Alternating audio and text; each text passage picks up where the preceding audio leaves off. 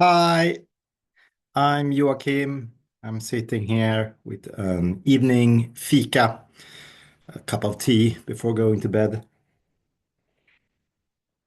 And as you can see, I'm dressed in black. And if you ever been to Sweden and walk the streets of Stockholm, I guess you will see that about 90% of the people are dressed in black or gray, or not too bright anyway. And if you see anyone dance in the streets, which you will never do, but if you can be quite sure it's a child or someone on drugs, or it might be a state-funded art performance or something. And all this sort of common things not sticking out is due to Jantelagen. The law of Jante. So that's an unofficial law in mostly in Sweden, but also in some of the other Scandinavian countries.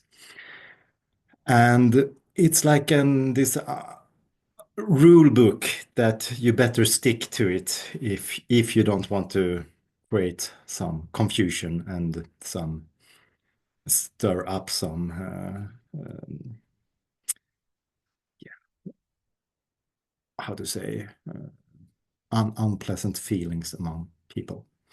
And I will read all 10 commandments, both in Swedish and in English. So I will share the screen. So one moment.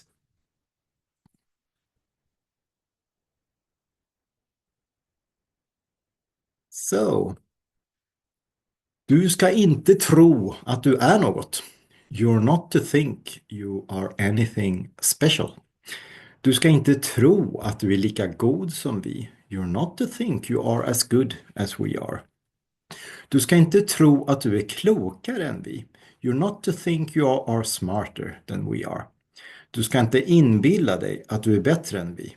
You're not to imagine yourself better than we are. Du ska inte tro att du vet mer än vi. You're not to think you know more than we do. Du ska inte tro att du är för mer än vi. You're not to think you are more important than we are. Du ska inte tro att du duger till något. You're not to think you are good at anything. Du ska inte skratta åt oss. You're not to laugh at us. Du ska inte tro att någon bryr sig om dig. You're not to think anyone cares about you. Du ska inte tro att du kan lära oss något. You're not to think you can teach us anything. So pretty harsh, maybe you think, and that's the sort of common interpretation here as well. I haven't heard anyone being very particularly fond of Jantelagen. So it's about being average, lagom, not to stick out, not to shine, not to challenge sort of the social structure and the predictability of anything. But what if?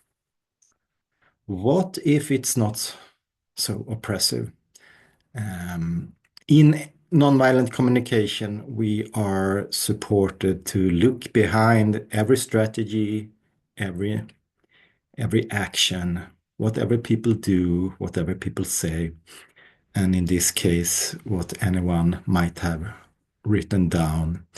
And there you will find some beauty, regardless of the ugliness of the appearance.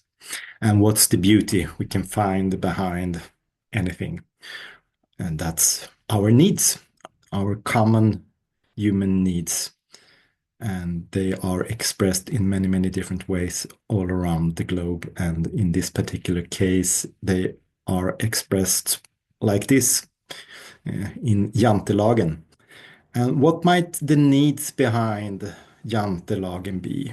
And there are a lot of needs, and what I have figured out, it's about belonging and connection and equality and safety.